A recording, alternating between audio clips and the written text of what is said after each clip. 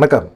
இன்னைக்கு பிரதமர் மோடி வந்து தூத்துக்குடி வராரு. நலத்திட்ட உதவிலாம் அனௌன்ஸ் பண்ணிட்டு ஓபிஎஸ்ஸை சந்திப்பார் அப்படிங்கிற ஒரு எதிர்பார்ப்பு இருந்தது. ஏன்னா ஓபிஎஸ் வந்து அப்பாயின்மெண்ட் கேட்டு பிரதமர் அலுவலகத்துக்கு ஒரு கடிதம் போட்டிருந்தார். உடனே ரியாக்ட் ஆயிடுச்சு. ஒரு சந்திப்பு இருக்கும் அப்படிங்கிற மாதிரிலாம் சொன்னாங்க. ஓபிஎஸ் தரப்புலாம் ரொம்ப சந்தோஷமாக இருந்தார். அமித்ஷா தமிழ்நாட்டுக்கு வந்தபோது சந்திக்கல. பிரதமர் மோடியாவது ஓபிஎஸ்ஸை சந்திக்கிறாரு அப்படிங்கிற ஒரு மாதிரி பெருமைப்பட்டுக்கிட்டு இருக்க மாதிரி சூழ்நிலையில் ஓபிஎஸ் சந்திக்கல அப்படிங்கிற மாதிரி ஆயிடுச்சு. டிடிவி தினகரனையும் சந்திக்கல அப்படிங்கிற மாதிரி இருக்குது. இந்த மாதிரி சூழ்நிலையில் என்ன நடக்க போகுது அப்படிங்கிற ஒரு எதிர்பார்ப்பும் அதிகமாக எகிரிட்டே இருக்குது. தூத்துக்குடியில் வேலையெல்லாம் முடிச்சுட்டு அப்படியே திருச்சிக்கே வந்துடுறாரு. திருச்சியில் ஒரு தனியார் விடுதியில் தங்குறாரு. தங்கிட்டு அங்கேருந்து பார்த்திங்கன்னா அரியலூர் போகிறார். மறுநாள் பார்த்திங்கன்னா எடப்பாடி பழனிசாமியை திருச்சியில் சந்தித்து பேச்சுவார்த்தை நடத்துகிறாரு. பிரதமர் மோடிக்கு வந்து எடப்பாடி பழனிசாமியோட பேசி முடிக்க வேண்டிய வேலைகள்லாம் நிறையா இருக்குது அப்படிங்கிற மாதிரி சொல்கிறாங்க. ஏன்னா இப்போ எடப்பாடி பழனிசாமி சுற்றுப்பயணத்துக்கு போனதுக்கு மிக முக்கியமான காரணம் என்னென்னா, கூட்டணி கட்சிகள் இந்த சுற்றுப்பயணத்தில் பார்த்து இந்த கும்பலை பார்த்து அதிமுகவுக்கு திரும்பவும் செல்வாக்கு இருக்குது அப்படின்னு நம்பி நம்ம கூட வந்து தோழமை கட்சிகள்லாம் கூட்டணிக்கு வந்துருவாங்க, ஓடியாந்துருவாங்க அப்படிங்கிற மாதிரி இருந்தார். வரவே இல்லை. யாருமே பேச்சுவார்த்தை நடத்துகிற மாதிரி எண்ணமே இல்லை. எடப்பாடி பழனிசாமி கிட்ட அந்த மாதிரி ஒரு தயக்கம் காட்டிக்கிட்டே இருக்கிறாங்க. இது பாஜகவுக்கு நல்லா தெளிவாக தெரியுது. அது இல்லாமல் பார்த்திங்கன்னா கூட்டணி ஆட்சி அப்படிங்கிறத கொண்டு வராங்க. கூட்டணி ஆட்சியே கிடையாது அப்படிங்கிற மாதிரி எடப்பாடி பழனிசாமி சொல்கிறாரு. நாங்கள் தனிப்பெரும்பான்மையில் ஆட்சி பண்ணுவோம் அப்படின்னு சொல்லிட்டு இருக்காரு. இதுவே ஒரு சர்ச்சை ஆகிட்டே இருக்குது. இதுக்கு பதிலடி வந்து பாஜகலேருந்து யாருமே பெருசாக சொல்லலை. டிடிவி தினகரன் தான் பேசிகிட்டு இருக்காரு. என்ன இருந்தாலும் தேசிய ஜனநாயக கூட்டணியில் கூட்டணி ஆட்சி தான். தனி பெரும்பான்மையில் வெற்றி பெற்றாலும் கூட்டணி கட்சிகளுக்கு ஆட்சி அதிகாரத்தில் பங்கு கொடுத்து தான் ஆகணும் அப்படிங்கிறத திரும்பவும் அழுத்தம் திருத்தமாக டிடிவி தினகரன் சொல்லிக்கிட்டே இருக்கிறார். இது எடப்பாடி பழனிசாமியை குடைச்சலாக இருக்குது. சரி, இந்த சைடு வந்து ஓபிஎஸ்ஸை சந்தித்தோம்னா எடப்பாடி பழனிசாமி ஒரு சிக்கலாவார். அதனால் அவர்கிட்ட வந்து நம்ம பேச வேண்டிய கடமையெல்லாம் இருக்குது. பேசணும். கூட்டணி கட்சி இப்போதைக்கு அவர் தான் இருக்கிறாரு. நம்ம அவர்கிட்ட பேச்சுவார்த்தை நடத்திக்கலாம் அப்படின்னு சொல்லிட்டு இப்போ ஓபிஎஸ் டிடிவி தினகரனை பற்றி சந்திப்பு அப்படிங்கிற ஒரு விஷயத்தை வந்து தள்ளி வச்சுட்டாங்க. ஆனால் ஓபிஎஸ் டிடிவி தினகரனுக்கு ஒரு சந்தோஷம் என்னென்னா, எடப்பாடி பழனிசாமிகிட்ட நம்மளை பற்றி தான் பேச போகிறாரு.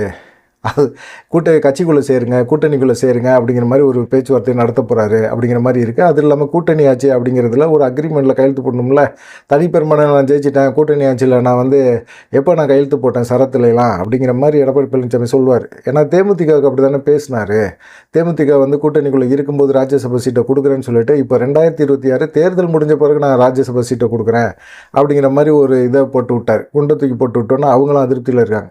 இப்போ எல்லாமே பாஜக நம்புகிறாங்க, பாஜகவோட கூட்டணி வைக்கிறதுக்கு நம்புகிறாங்க. ஆனால் தமிழ்நாட்டில் அதிமுக செல்வாக்காக இருக்குது அப்படிங்கிறனால அதிமுகவோட நீங்கள் பேச்சுவார்த்தையெல்லாம் முடித்த பிறகு சொல்லுங்கள், உங்களோட நாங்கள் கூட்டணி வைக்க தயாராக இருக்கிறோம் அப்படிங்கிற மாதிரி அவங்க பேச ஆரம்பிச்சிட்டாங்க.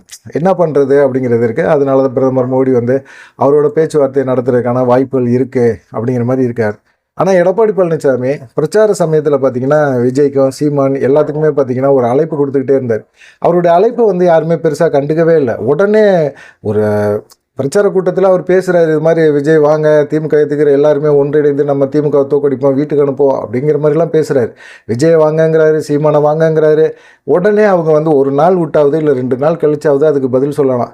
உடனே அவர் பேசி முடிச்சு ஒரு அரை மணி நேரம் 1 மணி நேரத்தில் இல்லை நாங்கள் எடப்பாடி பழனிசாமிலாம் கூட்டணி வைக்க மாட்டோம், அப்புறம் நாங்கள் எதுக்கு கட்சி ஆரம்பிச்சிருக்கிறோம் அப்படிங்கிற மாதிரி ஒரு பில்டப் அவங்க போட ஆரம்பித்தோடனே எடப்பாடி பழனிசாமி நான் எங்கே அவங்கள கூப்பிட்டேன் கூட்டணிக்குள்ளே, கூப்பிடவே இல்லையே அப்படிங்கிற மாதிரி ஒரே பல்ட்டி அடிக்க ஆரம்பிக்கிறார். சரி, இவங்களுக்கெல்லாம் என்ன பிரச்சனை ஏன் அப்படின்னு பார்த்தீங்கன்னா, இப்போ கடந்த முறை சீமானுக்கு ஒரு மிகப்பெரிய ஒரு திட்டம் அப்படின்னா என்னவாக இருந்திருக்கும் அப்படின்னா, ஒரு மாநில கட்சி அங்கீகாரம் நமக்கு வேணும் அப்படிங்கிற ஒரு எண்ணத்தில் இருந்துப்பார்.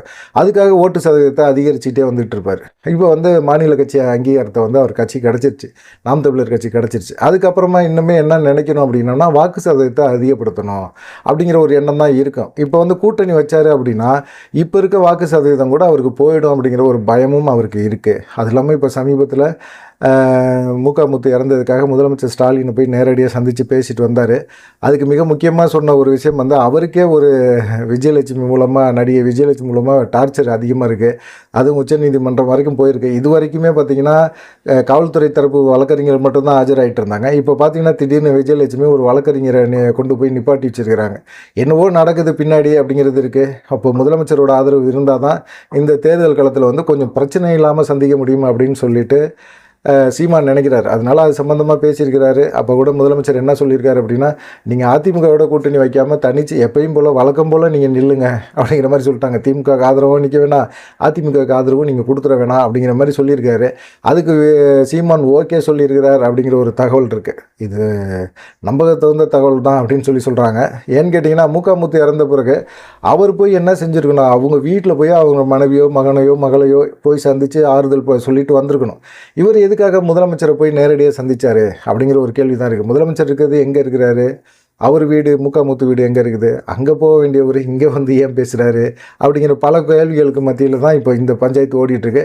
சீமானை பொறுத்த வரைக்கும் 2026 சட்டமன்ற தேர்தலில் தனிச்சு போட்டி அப்படிங்கிறதுல ரொம்ப உறுதியாக இருக்கிறாரு. அவர் மக்களோட கூட்டணி தான். அவர் வந்து எந்த காலகட்டத்திலையும் அவர் வந்து கூட்டணி வைக்கணும் அப்படின்னு நினைக்கல. கூட்டணி வச்சா அவர் கட்சி வந்து வேலைக்கு ஆகாது அப்படிங்கிற மாதிரி தான். இப்போ வந்து விஜய் அதுக்கப்புறமா விஜயும் வந்து தாவேகாவும் கூட்டணிக்குள்ளே வாங்கன்னு எடப்பாடி பழனிசாமி கூப்பிட்றாருல.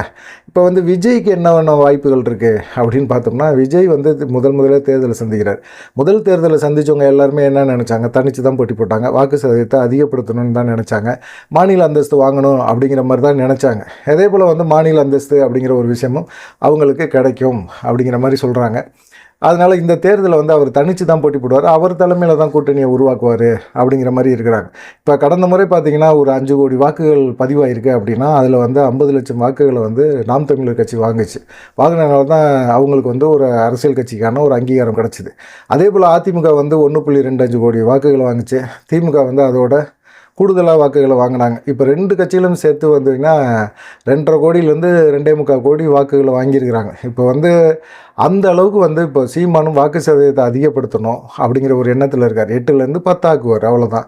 விஜய் முதல் தேர்தல் அப்படிங்கிறனால எப்படி விஜயகாந்துக்கு முதல் தேர்தல் 2006 சட்டமன்ற தேர்தலில் அவர் போட்டி போடும்போது பார்த்திங்கன்னா அவருடைய வாக்கு 27 லட்சம் வாக்குகளை வாங்கினார். அதுக்கப்புறமா பார்த்திங்கன்னா ஒரு நாடாளுமன்ற தேர்தல் வந்துச்சு, டக்குன்னு வந்துச்சு 2009. வந்தோடனே உடனே பார்த்திங்கன்னா அவருக்கு வந்து 27 லட்சம் வாக்குகளை வந்து சட்டமன்ற தேர்தலில் வாங்கின அவர் டகார்னு 32 லட்சம் வாக்குகளை வாங்க ஆரம்பித்தார். வாக்கு சதவீதம் அதிகரிச்சது. 2006 வந்து இவ்வளோ வாக்காளர்கள் கிடையாது. இன்றைக்கி பார்த்திங்கன்னா அதிக அளவில் வாக்காளர் இருக்காங்க. விஜய் இதை தாண்டி அதிக அளவில் வாங்கணும். இப்போ 2006 வந்து விஜயகாந்த் வந்து 27 லட்சம் வாங்கினார் அப்படின்னா, கண்டிப்பாக இப்போது 2026 சட்டமன்ற தேர்தலில் விஜய் தாவேகா வந்து குறைஞ்சது ஒரு 50% மேலே 50 லட்சத்துக்கு மேலேயாவது வாக்குகளை வாங்கணும். அப்படி வாங்கினா தான் அவர் மாநில கட்சி அந்தஸ்து முதல் தேர்தலே வாங்கினார் அப்படிங்கிற மாதிரி இருக்கும். அதுக்கான வாய்ப்புகளும் அதிகமாக இருக்குது. அப்படிங்கும்போது அவர் வந்து தேவையில்லாமல் எடப்பாடி பழனிசாமியை ஆதரிக்க வேண்டிய கட்டாயம் அவருக்கு கிடையாது அப்படின்னு சொல்கிறாங்க. எடப்பாடி பழனிசாமியை ஆதரிக்கிறனால என்ன ஆகும், ஒரு 20 சீட்லேருந்து ஒரு 40 சீட்டு கொடுப்பாங்க விஜய்க்கு.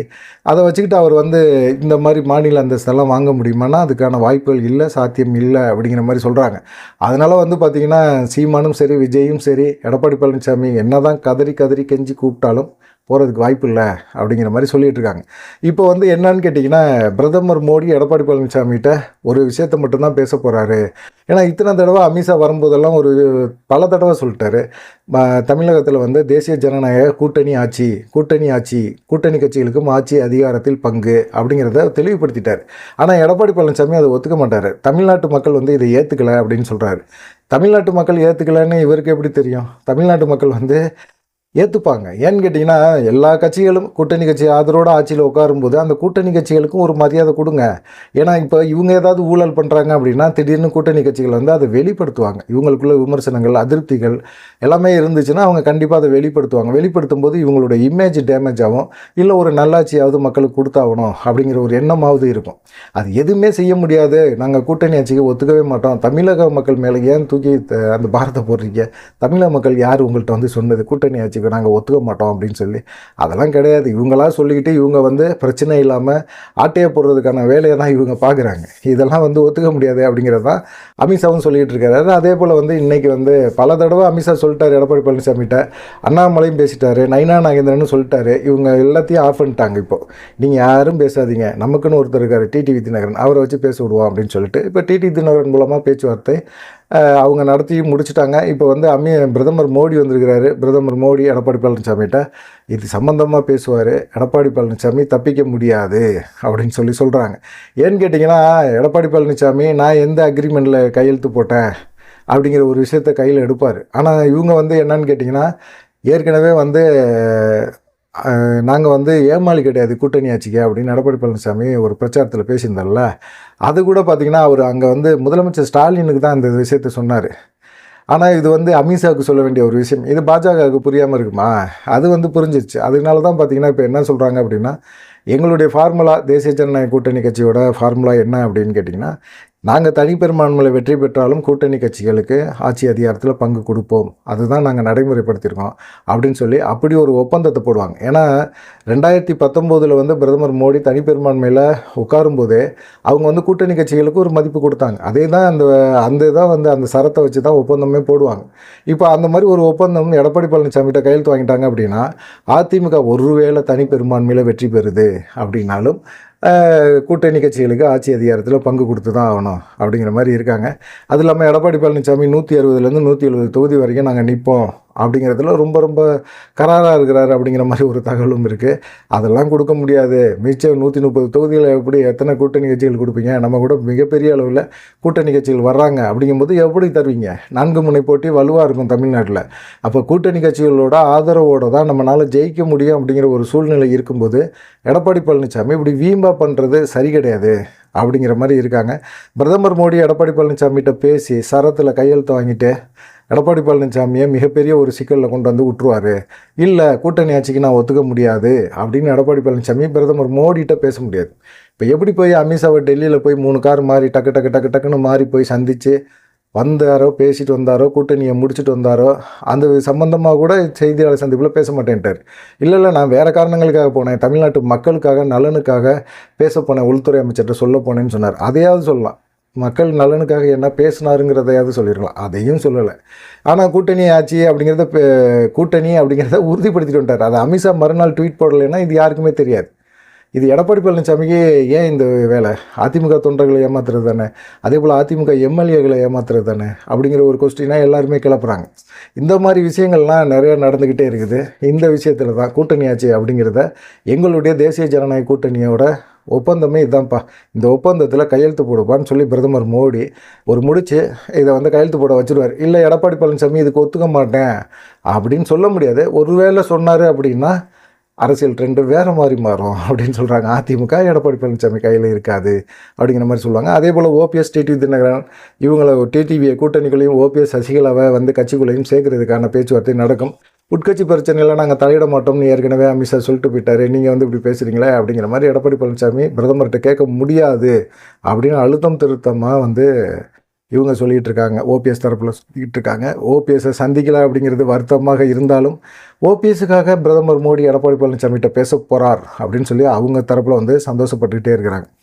ரெண்டாவது மிக முக்கியமான ஒரு விஷயம் என்னன்னு கேட்டிங்கன்னா, ராமதாஸ், அன்புமணி ராமதாஸ் இவங்களுக்குள்ளே நடக்கிற கருத்து மோதல் இதில் வந்து உச்சக்கட்டத்துக்கு போயிடுச்சு. அன்புமணி ராமதாஸ் வந்து அவருடைய அப்பா ராமதாஸோட பிறந்த நாள்லேருந்து ஒரு சுற்றுப்பயணம், மக்களை நேரடியாக சந்திக்கிறதுக்காக ஒரு நடைப்பயணம் அவர் ஏற்கனவே அரேஞ்ச் பண்ணதான். இவங்களுக்குள்ள மோதலில் இருக்கும்போது பாமக கொடியை பயன்படுத்தக்கூடாது, என் பேரை பயன்படுத்தக்கூடாது, அதை பயன்படுத்தக்கூடாது, இதை பயன்படுத்தக்கூடாதுன்னு பயங்கரமாக வந்து டிஜிபிகிட்ட வந்து ஒரு புகாரையும் கொடுத்துட்டார். டிஜிபி என்ன செய்வார்? கட்சிக்குள்ளே வந்து அவர் வந்து அன்புமணி இருக்கிறார், செயல் தலைவராக கூட ராமதாஸ் வழக்கப்படி வச்சுக்கிட்டோம்னா செயல் தலைவர், நிர்வாகிகள் தொண்டர்கள் இவங்க வழக்கப்படி வச்சுக்கிட்டோம்னா அன்புமணி தலைவர், இவர் நிறுவனர் அப்படிங்கிற முறையில் இவர் என்ன செய்கிறாரு? நான் நிறுவனர், தலைவர் நான் தான். இப்போது கட்சிக்கு நான் கொடுக்குற புகாரை ஏற்றுக்கிட்டு அவருக்கு வந்து தடை போடுங்க, கட்சி கொடியை பயன்படுத்தக்கூடாதுன்னு சொல்லுங்கள் அப்படின்னு சொல்லி ஒரு புகாரை கொடுக்குறாரு.